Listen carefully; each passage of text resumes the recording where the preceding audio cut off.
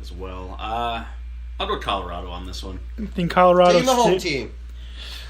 And for those of you keeping track, these are two states where players, if they weren't playing college football, could literally get high before the game. Yeah, they could. You're right. Yeah, the NCAA didn't test. Yeah. Yeah. Also, back to the NBA for a moment. Colorado and Oregon have legalized marijuana. Is it funny that their basketball teams are named the Nuggets and the Blazers? That is ironic. That's good. That's a nice observation. Wow, I've never thought about that. All right. Continuing on. All right. Actually, I'm gonna write these down, and we're going to keep track of all of this stuff, and then next week, bragging rights. All right. So for Are you tracking us? I'm going to track us. All right. Uh-oh. Oregon State and Colorado State. All right. I'm the only one taking Oregon State. We got Tony and Dan O'Shea taking Colorado State. Okay. The next game, we have Hawaii versus UMass. Now, Hawaii is traveling, and this game's going to be in East Amherst, Massachusetts. That is a long way for them. The furthest game in history that Hawaii has ever played. I am of the persuasion to believe that the players for University of Hawaii have never even heard of the state of Massachusetts. I mean, I guess. So I think this is going to be a really tough game for them. It's going to be tough as far as distance. I mean, they're a long way from home. Like I said, furthest they've been in history. Hawaii's only real saving grace is the fact that they have a decently strong D-line. UMass doesn't bring much to offer to any table. They have some players on offense, strong passing game.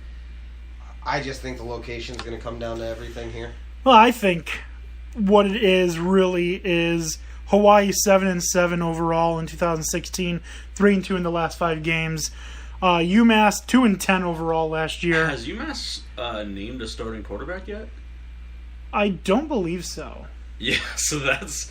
If they haven't, it wouldn't be anybody's surprise. That's obviously an issue. I mean... with football around the corner. If anyone heard the name of the UMass quarterback, would they know who it was? No. No. I don't even know who the competition is between off the top of my head. No one does. People at UMass don't even know. People at UMass probably don't even know they have a football team. They're If it wasn't for Victor Cruz, they wouldn't know. Yeah, right.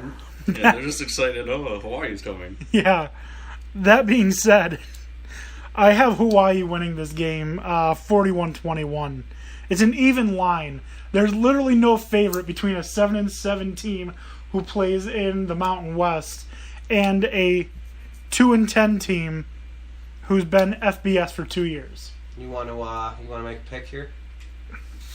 I'm going Hawaii. The Hawaii's defense, I don't even think is very strong. It doesn't have to be. If you don't know what UMass's quarterback is. offense is so bad that they're gonna look like all Americans. They might literally not start a quarterback at all. I have UMass 31-30. UMass 31-30. All right. Tony with the UMass. I just think it's too far away. Both. Far away, a lot of travel. Time might affect them. I mean, they're going to be playing at something like 6 o'clock back home. That's 2 in the morning. It is starting late though, 6 p.m. No, that's their advantage. I mean, that's Yeah. the only advantage they can get. Because if I was UMass, I would have been like, we're playing at 11:30 in the morning. Yeah, 6 p.m. here is like 2 there. Yeah, it's something crazy. It's 1 or further 2. than that. 1 or 2. It's further than that. I But think this would be UMass's biggest win if they take this. It'd be up there. I mean, they don't really have much. Exactly. Yeah. That's why the bar's not set high. Yeah. Just winning a game is a big win. What's the over-under? Looks like Hawaii is -1. Yeah, I had it over-under even this morning. 64.5. I had it even this morning. That's Over under pretty high. 62. Yeah, it's going to be a tough I would scoring. go I got over it. on I got it at 63, 41-21 Hawaii. 21 or 31-30 is right at 61. So Yeah, Yeah. but the issue that or not an issue, the counter to your argument, I'm pretty sure Hawaii is already in Massachusetts. I'm I pretty would sure they're freaking already hope there. So. If not, they have to leave like now. Yeah. Yeah. All right. Moving on to the next game.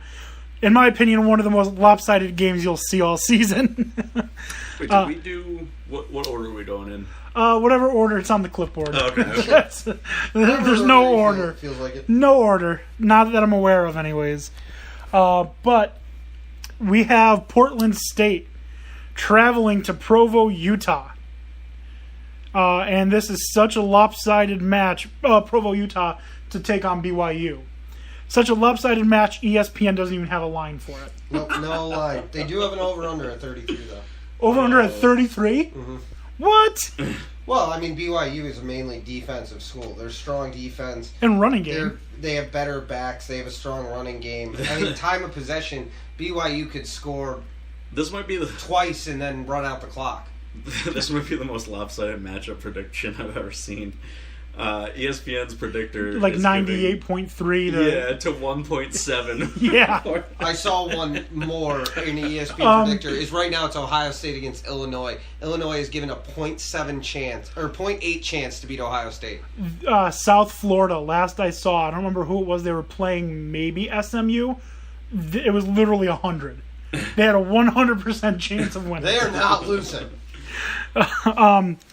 But anyways, I feel like BYU's not even going to put their starters on the field. They might just see what the second team can do. well, no, this is why you schedule these games, because BYU is an independent. They can still get to the college football playoff. So they need to be ready for the season. And the 98.3% chance to win. Portland State 1-4 in their last 5 games, and they're FCS. That's not good. No. 3-8 overall in 2016. BYU, on the other hand, 5-0 in their last 5 games, and they are FBS. And they went 9-4 overall. I predict it's going to absolutely shatter that over/under. I've got BYU 56-7.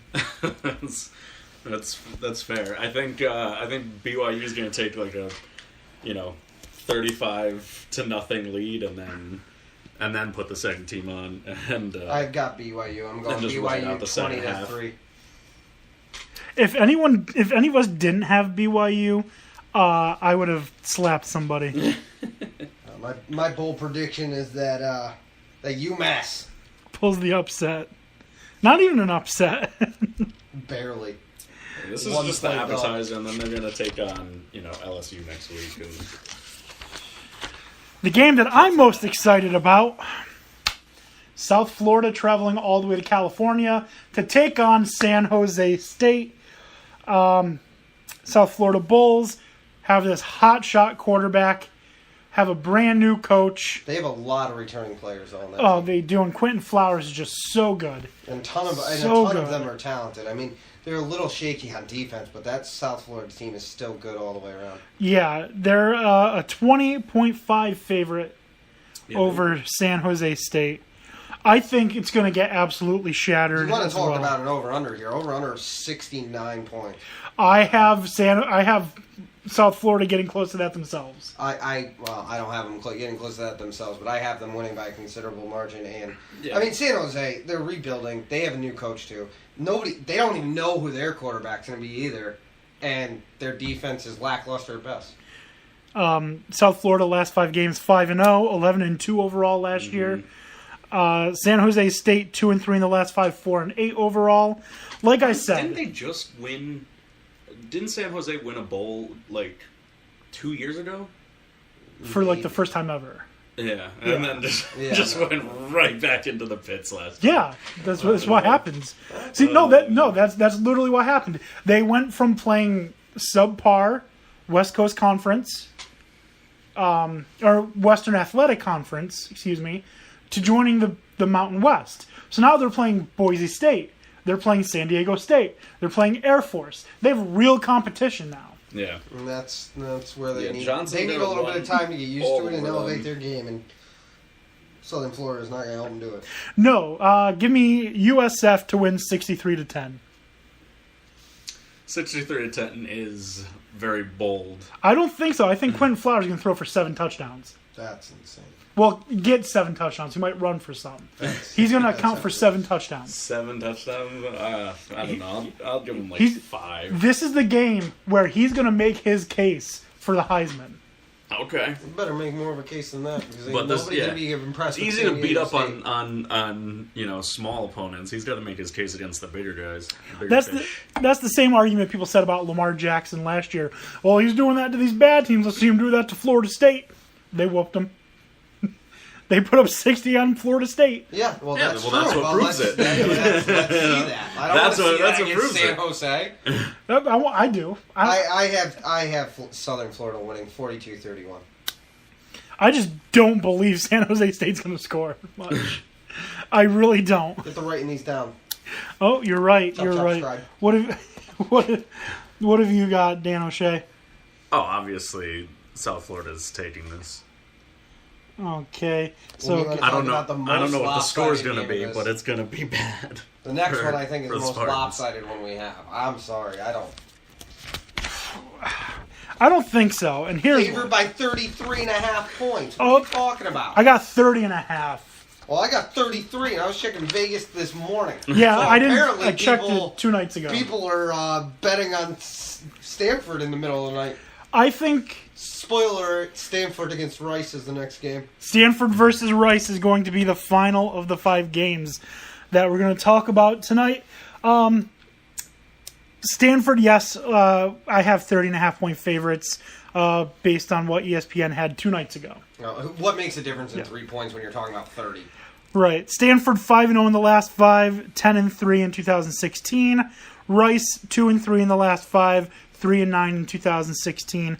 I think Rice is going to give them a bit of a scare. I don't think it's going to be close, but I don't think Rice is going to get absolutely demolished. Christian McCaffrey is not there anymore, and I think they're going to have a lot of growing and learning to do. I do think Stanford wins, obviously. Well, Stanford's still got a solid D. They're led by a great pair of cornerbacks on either side. Not Richard Sherman. They've got questions at running back, obviously, because they don't have McCaffrey anymore. Questions in QB. Is Keller Christ knee fine? I know they don't have McCaffrey, but it's hard to overlook the blowout last year where they beat him 41-17. And like I said, I don't have the score being too much different. I just have a 1 touchdown difference in that from that score differential. I have Stanford winning 27-10. 17-point win. Respectable. I have them losing 42-20. 42-20, so right by the line. yeah. I thought the Cardinal finished strong last year. I think they're going to come back and hopefully start better than they did last year. Well, it was their start that killed them last year. Yeah. And I think, they're probably going to be very cognizant of that, and they're going to come out with a fury that's going to just be wasted on Rice, because it's not going to be necessary. That being said, the game is being played in Australia. It is. It's in Sydney. That's right. Yeah. Well, Yep. I think both teams are in. interest.